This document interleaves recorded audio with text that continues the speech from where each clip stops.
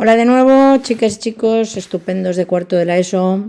Seguimos con los fluidos. En este vídeo vamos a hablar un poquito de forma teórica de la presión atmosférica. Bueno, vamos a ello. ¿A qué llamamos presión atmosférica? A la que ejerce la atmósfera, es decir, el aire que está sobre nosotros o sobre una superficie. Esa presión atmosférica es mayor cuando la columna de aire es más alta, evidentemente. Es más altura, más columna de aire, más presión se ejerce.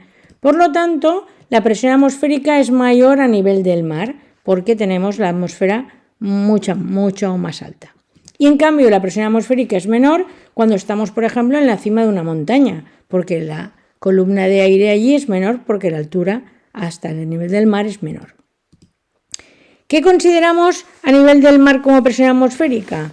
Pues se le dio el valor de una atmósfera. Eso hay que saberlo. Normalmente nos lo dirán, pero si no, a nivel del mar siempre pondríamos una atmósfera. ¿Y cómo la calcularíamos si no nos la dan?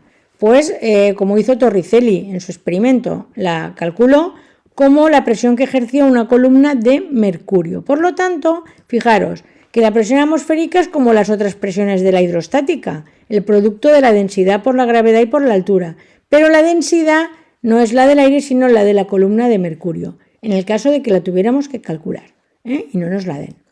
Muy bien. ¿Qué unidades tiene? Pues de presión. Pero lo que pasa es que desde hace muchísimo tiempo la presión atmosférica no se suele dar en kilogramos metro cúbico, que es la unidad del sistema internacional, sino que se suele expresar en atmósferas o bien en milímetros de mercurio, como hizo Torricelli. Y lo que tenemos simplemente que recordar son las equivalencias.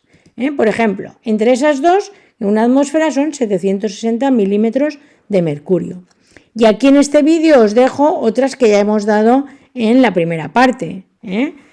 ¿Cuánto es una atmósfera en pascales? ¿Cuánto es en hectopascales? ¿Cuánto es en milibares, en bares o en kilos? Y si os fijáis, en hectopascales y en milibares va en lo mismo. Eso quiere decir que un milibar y un hectopascal son también lo mismo. Bien, ¿qué aplicaciones tiene la presión atmosférica? Pues, por ejemplo, calcular la altura de una montaña. Eso no se puede calcular con un metro. Entonces, lo que hacemos es medir la presión en la cima y la presión en la base. Y tenemos que saber cuánto vale la densidad del aire, que es 1,3 gramos por litro. O lo que es lo mismo, ya acordaros que os lo he dicho hace un rato, gramos por litro es lo mismo que kilogramos metro cúbico. Mirad, esta sería la situación. Tenemos una montaña de una altura h que no conocemos, sabemos la presión a nivel del mar, que la atmósfera tiene una altura h1, y encima de la montaña hay una presión 2, que también hay una altura 2. Entonces, lo que queremos saber es la presión en este punto para descubrir la altura de la montaña. De forma teórica, lo que tenemos que pensar es que la presión en la base de la montaña va a ser la presión a nivel del mar menos la presión en la cima.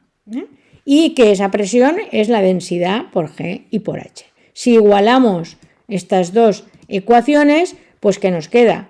Que de GH es igual a la diferencia de presiones. Y despejamos la altura de la montaña, que es lo que nos interesa. Diferencia de presiones partido densidad de ¿quién? De la atmósfera del aire por G. Pondríamos los datos y ya está. Siempre tener mucho cuidado con las unidades. Vamos a ver, aunque estamos en la parte de teoría, un ejemplo. Imaginaros, la presión a nivel del mar, 760 milímetros de mercurio, eso es P1. En la cima de la montaña 660, siempre menor, conforme subimos, eso es P2. La densidad del aire nos la dan y queremos saber la altura de la montaña. Atención, nos la dan en gramos decímetro cúbico. Os he dicho antes que el decímetro cúbico es el litro. Entonces, como gramo litro es lo mismo que kilogramo metro cúbico, es tal cual la que nos dan. Bien. ¿La diferencia de presiones entre el nivel del mar y la cima de la montaña? Pues 760 menos 660, 100 milímetros de mercurio. Tenemos que pasarlo a pascales, si no, no podemos trabajar con la ecuación del principio de la hidrostática. Bueno, pasamos siempre a atmósferas primero, dividiendo por 760 milímetros de mercurio y después multiplicando por lo que una atmósfera son en pascales. En este caso nos da 13.332 pascales. La fórmula la hemos sacado hace un momento y ya tenemos todo para aplicarla. Pues mirar, ponemos la diferencia de presiones pero en pascales, 1,3 la densidad, 9,8 G, y entonces nos sale que esa operación vale 1046,5. O sea, la montaña tiene una altura de 1046,5 metros.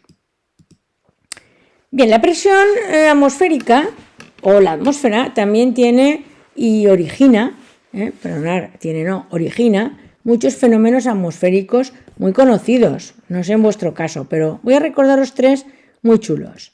El viento, ¿vale?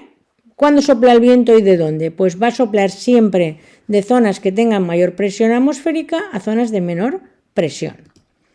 Las borrascas, no sé si habéis visto los mapas del tiempo de la tele, luego os haré un dibujo, pero las borrascas son zonas, la B, de baja presión.